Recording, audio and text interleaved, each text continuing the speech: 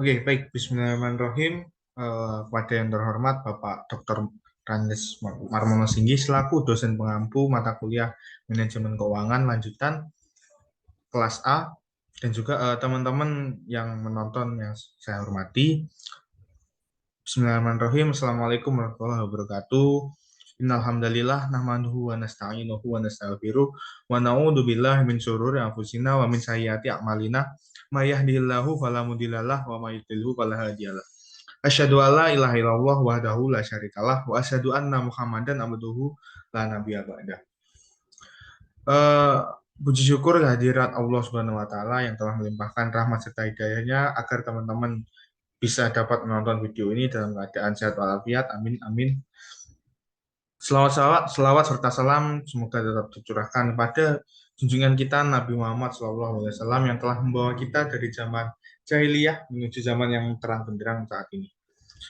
Oke, di sini saya akan memberikan materi, salah satu dari materi manajemen keuangan lanjutan, yaitu adalah pembiayaan leasing. Mungkin sebelumnya perkenalan dulu, nama saya adalah Albido Pramudita. Saya berasal dari S1 Program Studi S1 Manajemen Fakultas Ekonomi dan Bisnis Universitas Jember, angkatan 2021.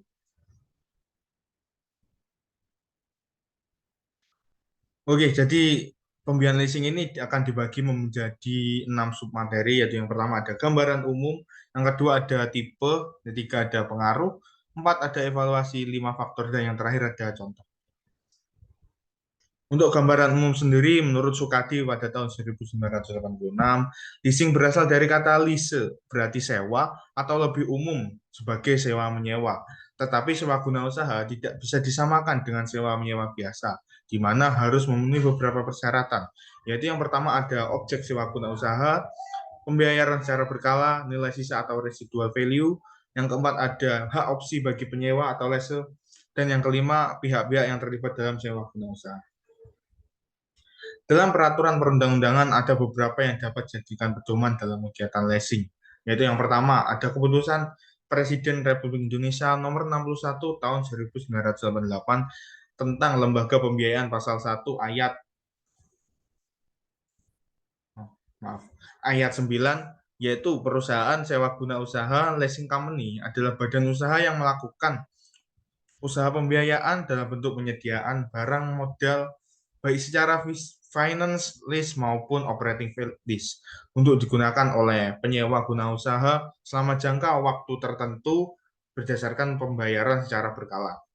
Keputusan Menteri Keuangan Republik Indonesia nomor 1169 garing KMK titik 01 garing 1991 tentang kegiatan sewa guna usaha leasing pasal 1 ayat 1 yang berbunyi sewa guna usaha leasing adalah kegiatan pembiayaan dalam bentuk penyediaan barang modal baik secara sewa guna usaha dengan hak opsi maupun sewa guna usaha tanpa hak opsi untuk digunakan oleh lease atau penyewaan selama jangka waktu tertentu berdasarkan pembayaran secara berkala.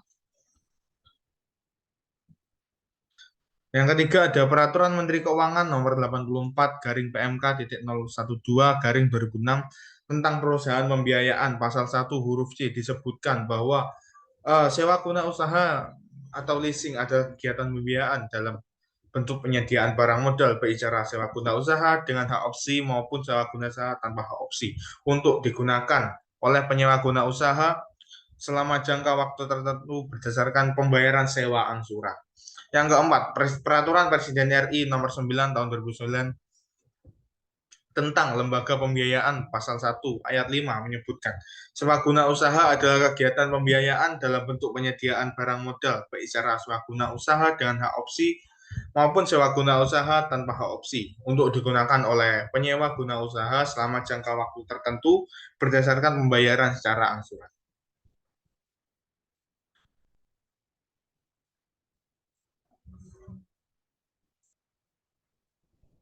Oke, ada beberapa unsur-unsur dalam sewa guna. Yang pertama ada pembiayaan perusahaan. Jadi perusahaan itu harus memberikan modal terkait finance-nya. Itu ada yang kedua penyediaan barang modal. dan juga penyewa ini juga harus ada barang modalnya. Yang ketiga ada jangka waktunya. Yang keempat ada pembiayaan secara berkala, jadi nanti bayarnya seperti angsuran, tahun pertama segini, tahun kedua segini, dan seterusnya. Yang kelima adanya hak pilih, dan yang keenam adanya nilai sisa yang disepakati bersama. Oke, secara resmi kegiatan leasing itu diperbolehkan beroperasi di Indonesia setelah keluar keputusan bersama antara Menteri Keuangan, Menteri Perindustrian, dan Menteri Perdagangan nomor ke 122 garing MK garing 4 garing 2 garing 1974 dan juga nomor 32 M garing SK garing 2 garing 74 dan terakhir nomor 30 garing KBP garing 1 garing 74 tanggal 7 Februari tahun 1974. Oke, ada beberapa tipe pembiayaan leasing. Ada 3 jenis pembiayaan leasing ya di sini. Yang pertama ada sales and leaseback, penjualan barang produksi sendiri menggunakan mekanisme leasing. Yang selanjutnya ada operating lease, pembiayaan ketika lessor membeli barang untuk disewakan pada lease dalam kurun waktu tertentu sesuai dengan kesepakatan, dan juga ada capital leases. Mekanisme leasing yang paling sering digunakan adalah capital lease. Pengaruh leasing terhadap laporan keuangan. Jadi pembayaran lease data itu dicatat sebagai beban operasi pada laporan rugi-rugi perusahaan, tetapi dalam keadaan tertentu baik aktivalis maupun kewajiban lease sesuai kontrak lease tidak muncul dalam neraca perusahaan. Karena itu leasing seringkali disebut pembiayaan di luar rencana. Lease pada dasarnya diakui seperti seperti utang dan mempunyai pengaruh yang sama seperti utang terhadap tingkat pengembalian yang disyaratkan atas perusahaan. Oleh karena itu, leasing pada umumnya tidak akan memungkinkan suatu perusahaan untuk menggunakan leverage keuangan yang lebih besar daripada yang dapat diperolehnya dari utang konvensional. Perlakuan akuntansi sewa guna bagi perusahaan, ada operating lease dan juga capital lease. Lalu yang selanjutnya ada evaluasi lease. Jadi sewa guna usaha itu harus juga perlu dievaluasi. Lease ini dievaluasi oleh lessor, yaitu penyewa, dan juga lessor yang menyewakan. Bagi lease penyewa harus menentukan apakah menyewa suatu aset lebih murah daripada membelinya. Sedangkan bagi lessor harus menentukan juga apakah pembayaran lease memberikan pengembalian yang memuaskan dari modal yang diinvestasikan atas aset yang disewakan. Pada bagian ini itu berfokus pada analisis penyewaan leases. Dari sudut pandang leasing, keputusan untuk membeli suatu aset dengan dana dari utang atau leasing diambil setelah melakukan analisa NPV atau Net Present Value dan juga NAL atau Net Advantage to Leasing.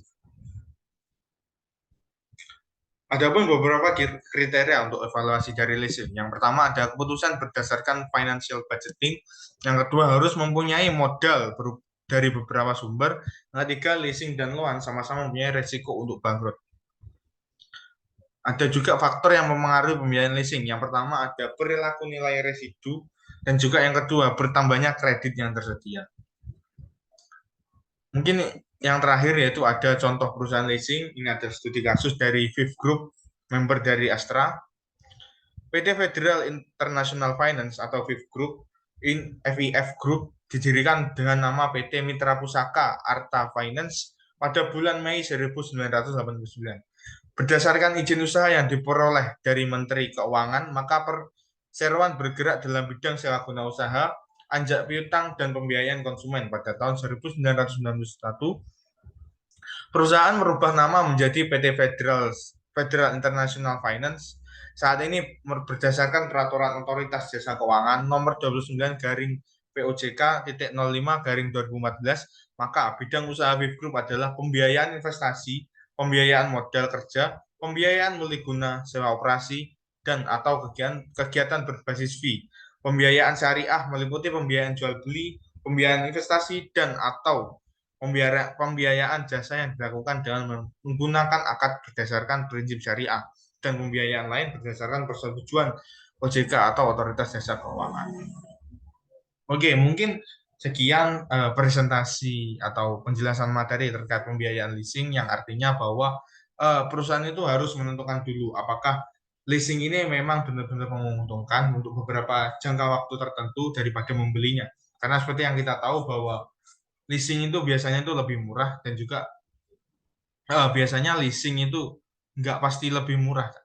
Ada nilai-nilai penyusutan di situ kalau kita mau beli. Nah, maka harus dihitung dengan adanya net present value dan juga net advantage to leasing, yang di situ nanti hasilnya eh, akan menunjukkan bahwa kita itu harus milih yang mana, atau kita harus milih leasing atau kita harus ingin membeli.